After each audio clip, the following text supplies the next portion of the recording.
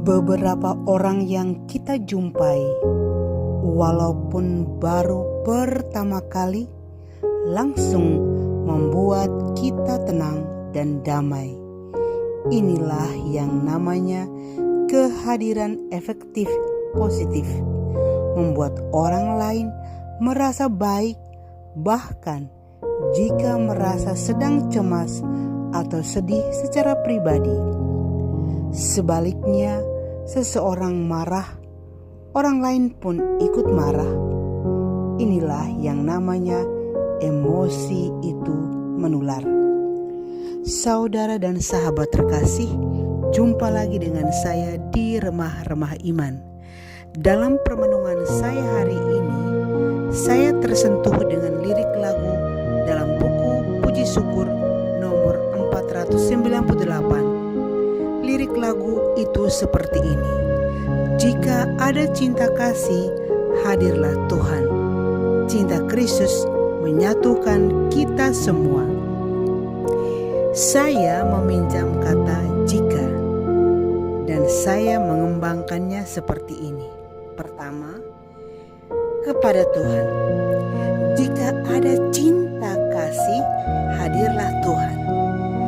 Saya dapat merasakan dan mengalami bahwa berhadapan dengan Tuhan hanya ada satu kata permohonan saja.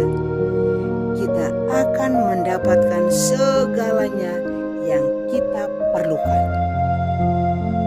Jika ada cinta kasih, hadirlah Tuhan. Di sini kita menyaksikan bahwa sungguh ajaib dan luar biasa Tuhan kita. Kita memohon Tuhan berikan kita cinta kasih, atau memohon Tuhan tambahkan cinta kasih ke dalam diri kita, maka yang datang adalah Tuhan sendiri. Dengan demikian, sempurnalah hidup kita. Hidup kita langsung dalam pengendalian Tuhan. Kita aman dalam kasih-Nya. Kedua, kepada manusia.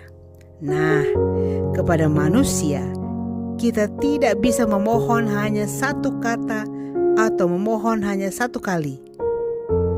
Kita harus memohon dengan banyak kata dan banyak kali, bahkan berkali-kali.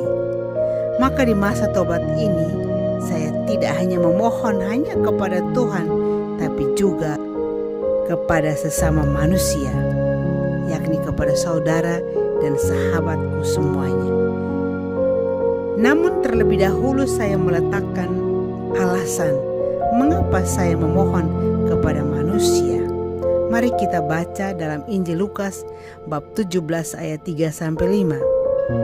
Di sana tertulis, jagalah dirimu, jikalau saudaramu berbuat dosa, tegurlah dia, dan jikalau dia menyesal, ampunilah dia. Pada ayat 3-5 ini jelas bagi kita bahwa ketika orang lain, saudara kita, sesama kita berbuat salah, hendaklah kita menegur dia, mengingatkan dia. Namun pada hari ini fokusnya saya rubah. Yang bersalah, yang berdosa adalah saya. Saya menempatkan fokusnya pada diri saya sendiri yang bersalah kepada orang lain, maka sayalah yang memohon ampun. Disinilah saya memohon tidak hanya satu kata dan tidak hanya satu kali, tetapi banyak kata dan berkali-kali kepada saudara dan sahabat, kepada sesamaku manusia, untuk memberikan pengampunan kepada saya, untuk memaafkan saya. Jika aku salah, saudaraku, tegurlah aku. Jika aku salah jalan, tunjukkanlah jalan yang benar itu bagiku. Jika jalanku bengkok, luruskanlah jalanku. Jika aku bandel, didiklah aku. Jika aku marah, hentikanlah amarahku. Jika aku emosi, redakanlah emosiku. Jika aku bertanya-tanya, jawablah aku. Jika aku punya kekurangan, lengkapi aku dengan kelebihan-Mu. Jika aku berbeban berat, ringankanlah bebanku. Jika aku tak berdaya, kuatkanlah aku. Jika aku bimbang dan ragu, bantulah aku.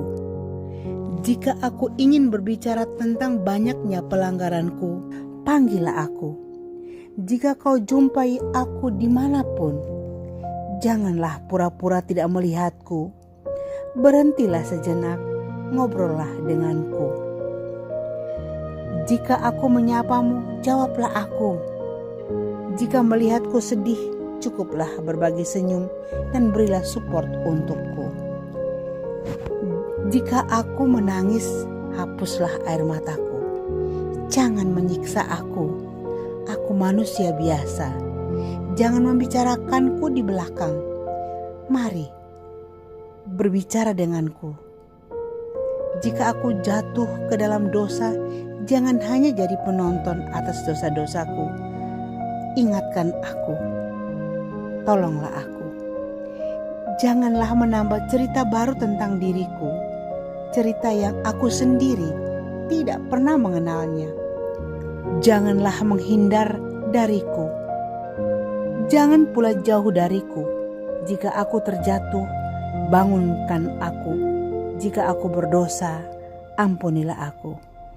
Jika aku sesat, ajarlah aku apa yang seharusnya. Jangan mendiamkan. Aku tak dapat mengerti apa yang kau inginkan. Berikanlah aku kesempatan. Berikanlah aku waktumu. Berikan aku buah pikiranmu yang baik. Berikan aku harapanmu. Apa yang harus aku perbuat? Berilah aku hatimu. Berilah aku ketenangan. Berikanlah aku imanmu. Berikanlah aku pengharapan. Berikanlah aku kasihmu. Semoga Engkau dapat memaafkanku dan mengampuni aku. Aku telah mengampunimu dan aku telah memaafkanmu. Demikianlah permenunganku hari ini. Semoga ini menjadi inspirasi bagi saudara dan sahabat. Terima kasih, Tuhan memberkati.